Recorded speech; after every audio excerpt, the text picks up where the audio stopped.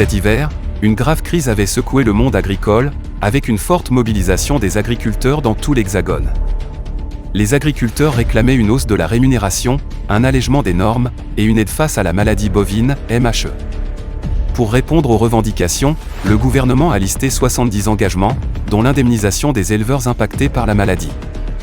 Par contre, pendant cette révolte, notre gouvernement, ainsi que nos syndicalistes agricoles, n'ont pas évoqué l'autre maladie bovine et ovine, qui touche actuellement plusieurs régions de France, la fièvre catarrhale ovine, intitulée « la maladie FCO ». Cette dernière est apparue en France en 2015, et elle provoque des problèmes sanitaires, similaires à la maladie MHE, pour les bovins, mais aussi pour les ovins. Cette maladie impacte les éleveurs, mais pas seulement. Elle impacte toute la filière de l'exportation bovine. Explication. La France est le plus gros exportateur de bovins en Europe. Et ces échanges se font 90% avec nos deux pays voisins, l'Italie et l'Espagne. Chaque année, la filière exporte 800 000 broutards en Italie et 300 000 petits veaux en Espagne. Mais en 2015, la FCO arrive en France, et les échanges se sont bloqués avec ces deux pays.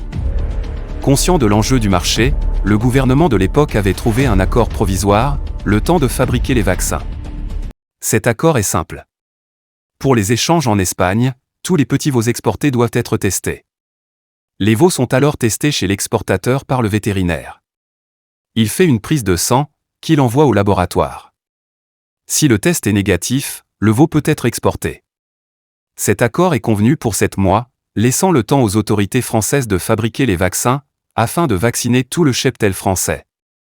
Néanmoins, 7 mois plus tard, le gouvernement change de politique envers la maladie. Ce dernier ne veut pas éradiquer la maladie, préférant laisser la situation telle qu'elle, même si les vaccins étaient à disposition. Par conséquent, l'accord provisoire est maintenu, et les petits veaux continuent à être testés. Quelles sont les conséquences de cet acte ? Les exportateurs sont obligés de poursuivre les tests PCR pour continuer les échanges. De plus, le 1er juillet 2016, le gouvernement annonce l'arrêt des financements des tests. Pour les exportateurs, c'est la douche froide. Du jour au lendemain, ils doivent assurer seuls le financement des tests, c'est un désastre financier. Depuis 8 ans, 7000 prises de sang sont réalisées chez les exportateurs, toutes les semaines. Cela représente un coût de 6 millions d'euros dépensés chaque année pour les laboratoires. Aujourd'hui, le coût total dépasse les 48 millions d'euros depuis le début de la maladie. Ces analyses ont mis à mal ma famille. Nous étions une entreprise familiale, dans le métier du commerce de bétail, depuis 5 générations. Nous exportions les animaux en Espagne, et nous n'avons pas supporté les frais occasionnés par cette maladie. Nous étions dans l'impasse. Mais cette maladie a occasionné autre chose. Un scandale sanitaire, dont nous avons vécu, et que je veux vous révéler. En 2017, comme son prédécesseur, le nouveau gouvernement n'applique pas la vaccination obligatoire, préférant laisser la situation telle qu'elle. Même si des millions de doses étaient à disposition. Les opérateurs commerciaux ont désapprouvé ce choix-là, ainsi que les autorités sanitaires espagnoles. Ces derniers l'ont fait savoir, lors du colloque France-Espagne, en mars 2018. Ils ont conseillé d'éradiquer la maladie en appliquant une vaccination obligatoire. Mais le gouvernement n'a pas écouté leurs conseils et a préféré garder le protocole des tests. Mais malheureusement, sans la vaccination, la maladie FCO s'est propagée dans notre territoire. En septembre 2020, la maladie est arrivée dans les Pyrénées. Des cas cliniques sont apparus chez les bovins, et beaucoup de tests sont tombés positifs. Les exportateurs locaux ont eu une explosion de veaux positifs, et ils ne pouvaient plus commercialiser les veaux, ils étaient dans l'impasse. Par conséquent, les opérateurs locaux ont manifesté dans la ville de Tarbes. Ces derniers ont amené les veaux positifs à la préfecture. Et ils ont posé une question simple. Que fait-on des veaux positifs ? Il y en a trop. On ne peut pas les revendre en France. Le marché est saturé. Réponse orale de la préfecture, s'il n'y a pas d'autre sortie, il faut euthanasier les veaux. Par conséquent, les exportateurs ont euthanasié un nombre incalculable de veaux dans leur centre de rassemblement. Chaque semaine, ma famille et les vétérinaires ont vécu des scènes insupportables face à l'euthanasie de tous ces veaux. C'est scandaleux et honteux. Il faut arrêter ces euthanasies. Et il faut arrêter ces tests. Ma famille a été choquée moralement, et nous n'avons eu aucun soutien des autorités. Le gouvernement ne nous a même pas dédommagé les euthanasies. Par la suite, nous avions envoyé au ministère de l'Agriculture un dossier expliquant la situation, avec les photos des euthanasies.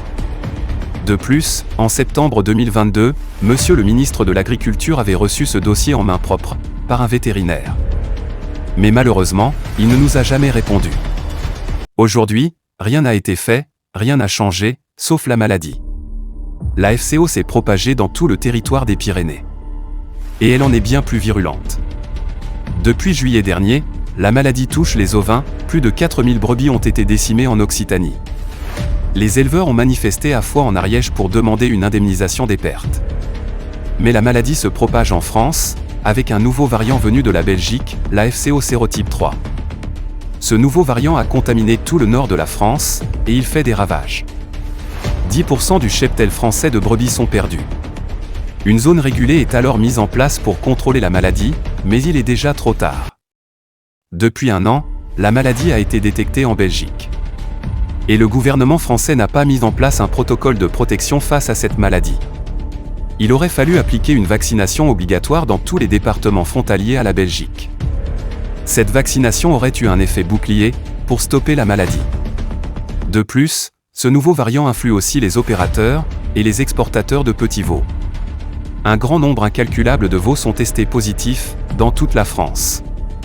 Les exportateurs sont donc obligés de renvoyer les veaux aux fournisseurs, ou de les replacer dans le marché français. Mais ce dernier arrive à saturation. Pour ma part, j'ai une dernière question à poser à Madame la ministre de l'Agriculture. Si le marché français est saturé, Madame la ministre, que fait-on des veaux positifs? Faut-il, encore, une nouvelle fois, les euthanasier? Pour ceux qui ont marre de cette maladie, très mal gérée par l'État. Et ceux qui veulent savoir un peu plus de mon histoire, contactez-moi, je serai là.